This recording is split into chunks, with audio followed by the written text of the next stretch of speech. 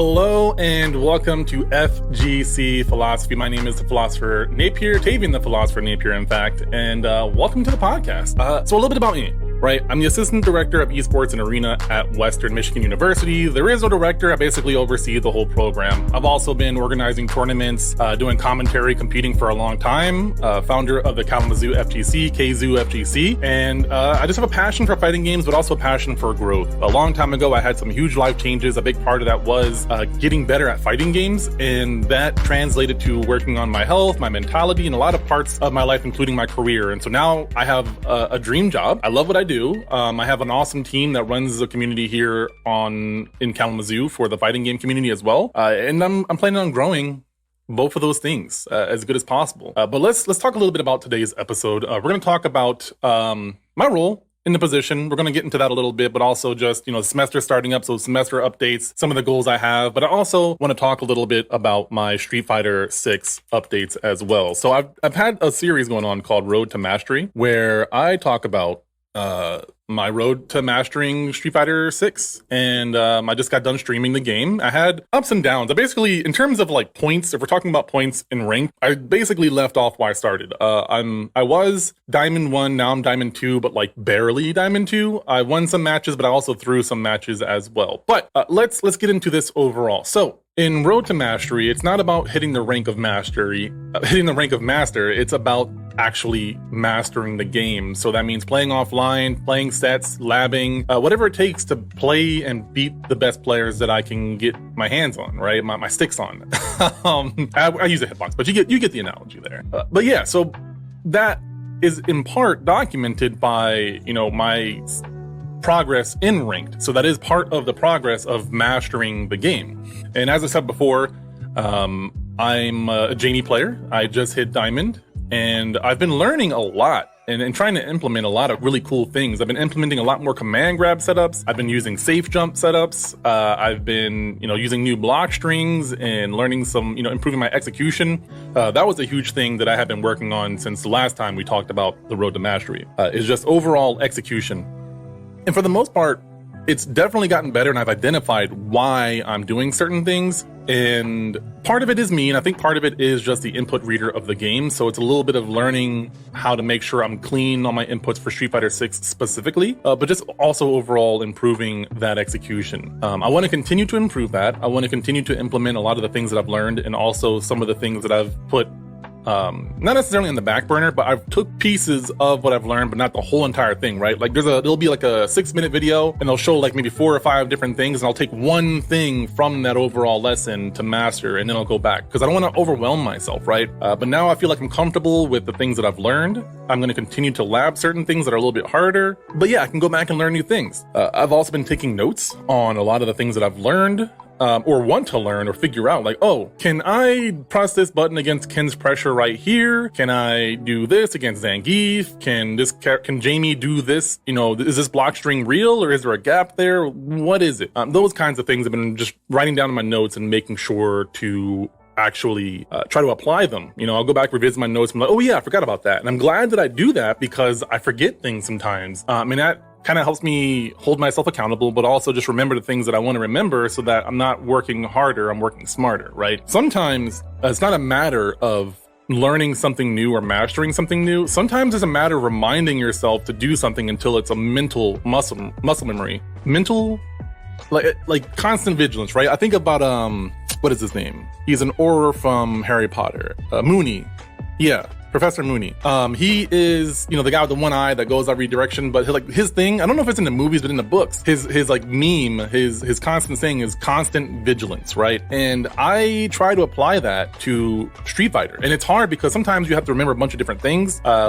Biggest thing I remember for me in Street Fighter 5 was learning Karin and learning how to hit confirm, and that just changed my whole worldview of fighting games. And I'm doing the same thing in this game, but sometimes I'm trying to do a little bit too much. So I have to dial it back and be like, all I want to do is clean inputs. If I win, I win. If I lose, I lose, but clean inputs is what I need to be doing. In specific situations, like crouching light punch, or crouching medium kick, or standing light kick into Rekka. That's all I'm trying to do sometimes, is just get that clean input, and nothing else really matters. Of course, you do have to balance the other skills and everything, but the goal, right? The main goal is You know, I celebrate when I hit this thing, and when I don't, I remind myself continually to make sure that I'm doing it this way every single time. And that's that constant vigilance. When I'm trying to work on my hit confirms, it's ABC. Always be confirming. Really, really simple. When I press a button that's hit confirmable and I don't confirm it, ABC. ABC, always be confirming, that kind of thing. And that's not like a skill you have to practice in terms of like physical, right? You already know what to do, it's just you forget to do it. And some people, I think there's a disconnect, right? They learn a skill, but then they forget to do it. And then they punish themselves when they don't do it right, not because they forgot to do it, but because they did it wrong, right? Or maybe they do punish themselves because they forgot to do it, but they don't remind themselves to do it every time they mess up. And that's the thing, is that like some people are just so hard on themselves, but all they're doing is making themselves feel worse. They're giving themselves a low self-esteem, rather than, hey, you mess this up, let's acknowledge that. Now, next time you're in that situation, remember to do it. You forgot again, make sure you remember to do it. You forgot again, make sure you remember to do it. I have a bad memory. I'm reminding myself sometimes up to 100 times before it's finally muscle memory. But some people would rather just beat themselves up rather than develop that mental muscle memory of, hey, do this thing. You know how to do it. You just got to remember to do it the way that you know how to do it, right? And it sounds kind of redundant or maybe even just like simple, but it's not for some people. I have a bad memory. I learn slow sometimes with certain things. Like I understand concepts very fast, but it takes me a while to master certain things that are maybe more simplistic. And I'm not going to sit here and bully myself because I messed it up. I'm going to get salty sometimes. You saw me on camera getting a little bit salty at the matches, but I'm going to focus on remembering the thing, not anything else. So yeah, for me, I'm feeling pretty good. Like when I lose my matches, I'm recognizing what it is. And sometimes I gotta remember certain things a lot, like neutral jumps are just my personal bane, but also Jamie, his DP is really weak against neutral jump, and a lot of his moves are weak against neutral jump, honestly, because they have long recovery and they move him forward. So he has like really good advancing normals, but if you neutral jump, you're dead. They come back down with like a jumping heavy or something like that, and it's done. So there's like certain things that I gotta learn and recognize, but what I've been working on, I've been feeling really good. I hit Diamond relatively simply. It's just a matter of putting in that time. Now I'm starting to hit some friction with stronger players in Diamond and, you know, hitting Diamond 2, Diamond 3 players, which is what I want. And I still feel like I can beat these players, just I'm beating myself. So I got to make sure that I'm not losing to simple or dumb things that I consider dumb or simple. I'm doing what I'm supposed to be doing and not dropping combos still. So overall, I'm really happy with my progress in Street Fighter 6. I've been enjoying the game. Sometimes I get salty against certain characters, like JPs annoy me, not just because the character's annoying, but because they always want to one and done you and leave. It's like they don't want to work hard for the wins. They just want to get you to the corner, burn you out, and then just try to chip you out to win. That's really, really frustrating when I come across those kinds of players. But in terms of the character itself, I think it's changed a little bit, because I used to think Dalsim, I still think this is hard. I think Dalsim is a very hard matchup for Jamie, but I've learned and mastered some skills that have made the matchup a lot easier. So I can tell a good Dalsim from one who's just trying to be very tricky and get away from you.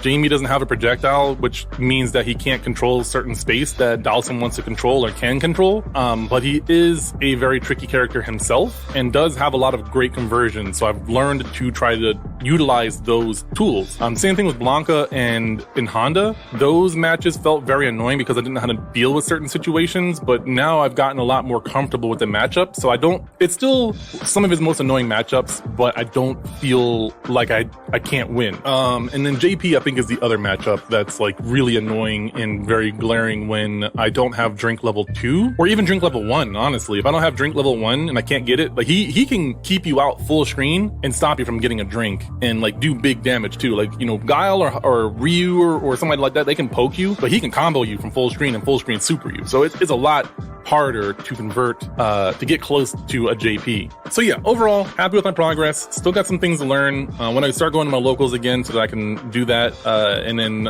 speaking of locals, I'll circle back to that topic in a little bit. But let's get into the main topic here. So as I mentioned before, I work at Western Michigan University. I run their esports program, head coach, and I also coach Rocket League myself. That means I also do production, I do hiring, I do the administrative, the budget work, all that kind of fun stuff, you know? And so I want to talk about a few of the things that are going on. So the start of the semester happened, and that means that we have to do tryouts. I have my team, but I also have 3 other varsity teams. They all compete in the MAC, the Mid-American Conference, like football teams do in the Midwest, that are D1 schools. I think Rocket League tryouts went pretty smooth. It was a little small. The talent pool was small, and I don't have 2 strong players because of just like the workload that they have this semester is going to be very hard. So I had to, luckily, I found 6 players that I think are very strong. We're going to form 2 teams. All 6 of them can be registered as the varsity team. So there's the MAC League, right? That's our main thing that makes us varsity, is that we compete in that league. And I can register 6 players, 3 starters, 3 subs. Don't know exactly what that's going to be yet. I have a rough idea, but I got to figure it out basically tonight. Also, we have Valorant, Overwatch, and League of Legends. League of Legends and Overwatch are finishing up yesterday, so they're doing their final decisions. Valorant, I believe, has their final decisions. They're just waiting for everyone to reply. All my players have replied. I'm going to check in with the other 2 coaches in a little bit to see what their progress is. But the thing is, though, unfortunately, is that our league starts next Tuesday and Wednesday. So Rocket League and Valorant are the two fall games, and they start immediately. And we actually talked about this with the conference, with the people who organize it, ESC, Esports Collegiate, because not just me, but other schools are starting like really late. So it's really hard to do tryouts and then immediately, like, what if you're a newer school or a school that's just forming their first Rocket League team? You only have a week or less to form your team and then start competing immediately. And, you know, if you're playing Rocket League on ranked or something like that, that's fine. But when you're in a league and you're trying to get the top spot, every game matters. Luckily, I have 3 players on a roster that are already familiar with each other and know how to play with each other.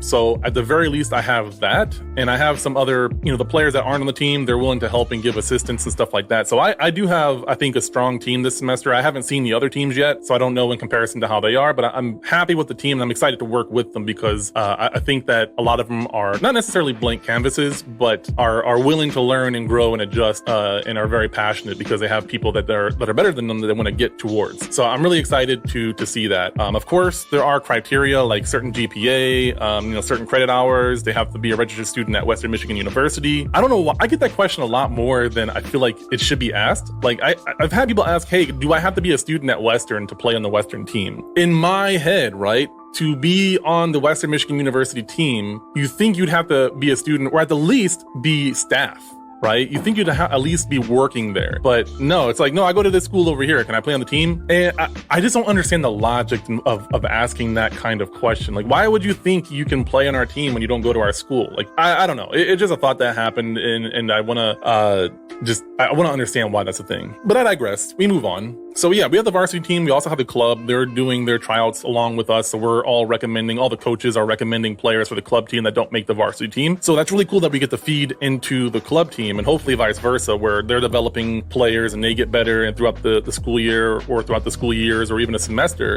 we do tryouts, one in the fall, one in the spring. So hopefully in the spring, we'll have some new players that are strong that either are going to force our varsity players to light a fire under them, or we might find some new strong players. So, you know, that's really cool.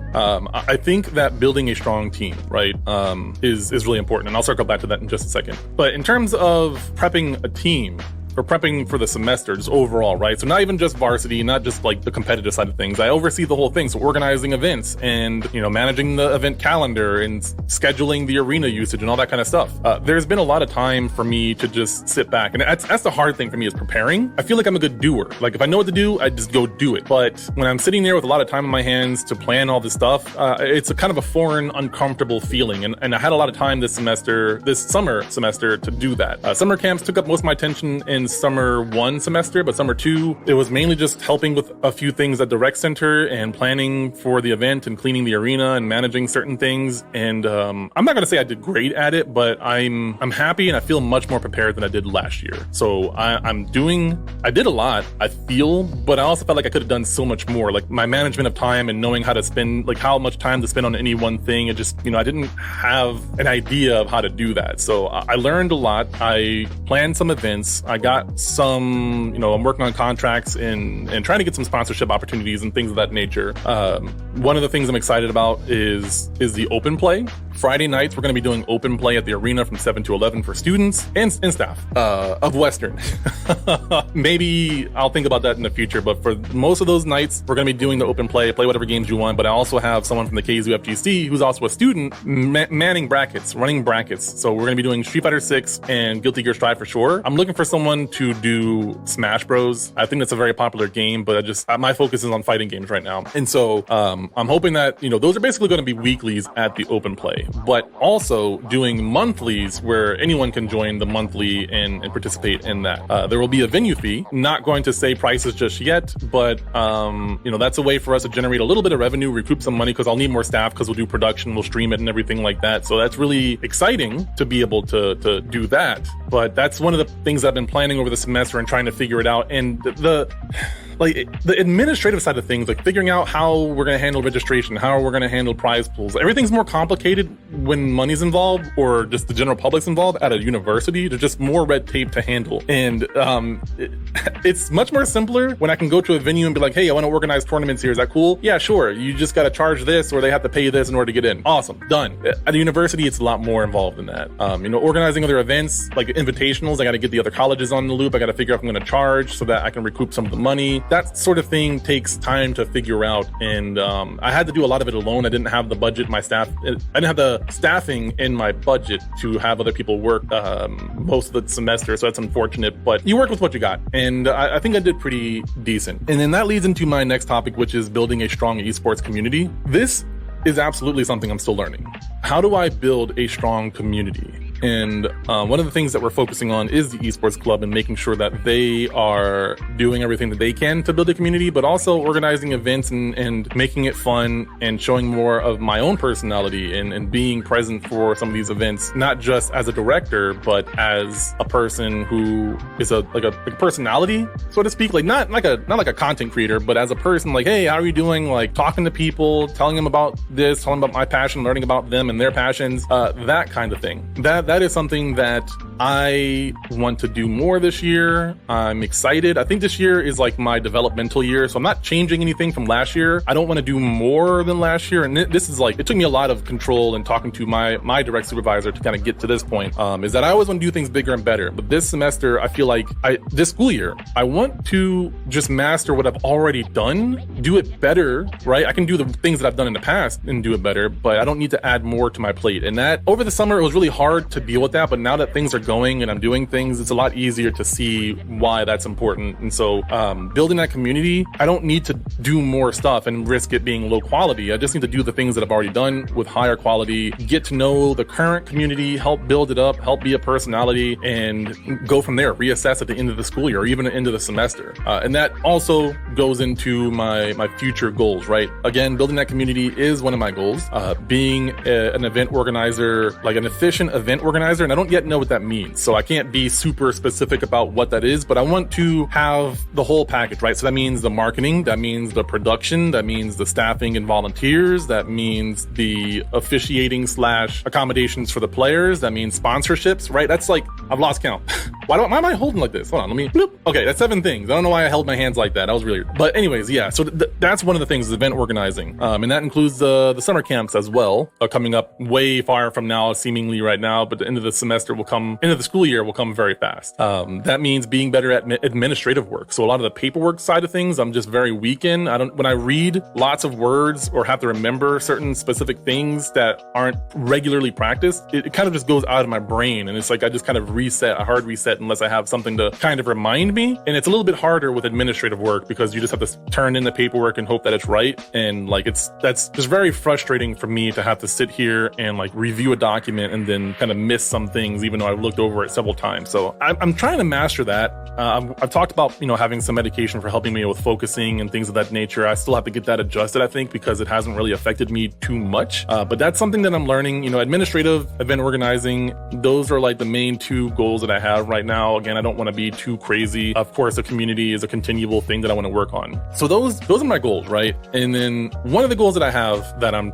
trying to figure out here, with the podcast, I've talked about this, but also I want to get more engagement from the listeners of this podcast. I want to have more conversations, but I also want to get the word out a little bit more. So I want to ask you guys to share this out on your social media. I want to ask you guys to give me feedback and topics that you want to know or ask for advice. If you have suggestions on how to efficiently get like a list or a communication chain, like maybe a mailing list or something like that, I'm open to feedback on that. But, I would love to know if you guys are in the collegiate esports scene as a conversation starter. What has been your experience either as a player or a staff member? If you're not, is this something that you're interested in, or maybe you have kids that might go this direction? What are your thoughts? Let me know down below, or, hit me up if you know me in person. Thank you guys so much for the continued conversation. But to summarize a little bit, I talked about what's going on with the semester, the tryouts, the goals that I have, right? The preparing for this semester and what that's been like, and learning and getting out of my comfort zone. I think that I'm really excited this year for the overall year and everything. I'm hoping that content on my own is going to be a big deal. I have a podcast that I'm not running at the university called ESBN, the Esports Bronco Network. I think that's really cool, or Esports Bronco News, excuse me. Anyways, thank you guys. Let me know what you think. Shouts out to my editor as well. His links will be in the Discord if you're just looking for like an audio editor, podcast editor. Gotta shout him out. Really awesome. Other links down below, like my social media. My Discord should be in there as well for Kalamazoo FGC and FGC Philosophy. That might be something that I bring back from the dead. But anyways, let me get the heck out of here. Thank you guys so much. And as always, I will see you all in the next one.